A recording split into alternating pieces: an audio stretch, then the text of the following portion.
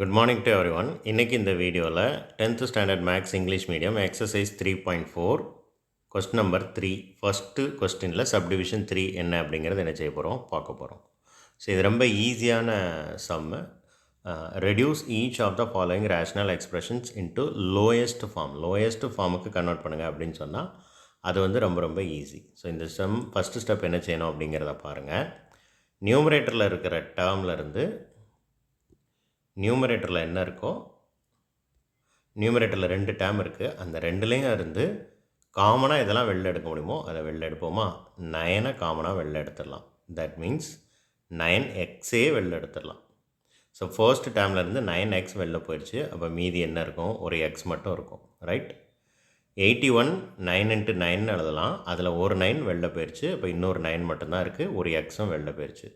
So இதுதான் numerator term. Right. Denominator டேர்மையும் அதே மாதிரி நீங்கள் நல்லா பாருங்கள். எல்லா டேர்ம்லேருந்தும் ஒரு எக்ஸை வெளில எடுத்துடலாம். ஃபர்ஸ்ட் டேர்ம்லேருந்து எக்ஸை வெளில எடுத்தால் x² மட்டும் இருக்கும். செகண்ட் டேர்ம்லேருந்து ஒரு எக்ஸை மட்டும் வெளில எடுத்தால் 8xன்னு இருக்கும். தேர்ட் டேர்ம்லேருந்து ஒரு எக்ஸை வெளில எடுத்தால் 9ன்னு இருக்கும். ஓகே.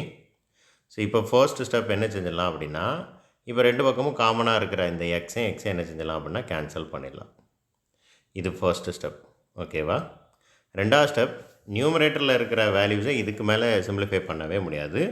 ஆனால் டினாமினேட்டரில் இருக்கிற வேல்யூவை என்ன செய்யலாம் அப்படின்னா இன்னொரு ஸ்டெப் சிம்பிளிஃபை பண்ணலாம்.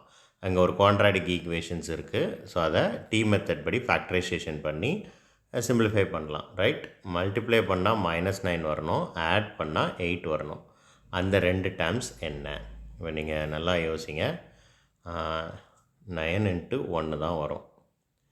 9 × 1 அண்டு சின்ன நம்பருக்கு அடையாளம் வந்து மைனஸ்.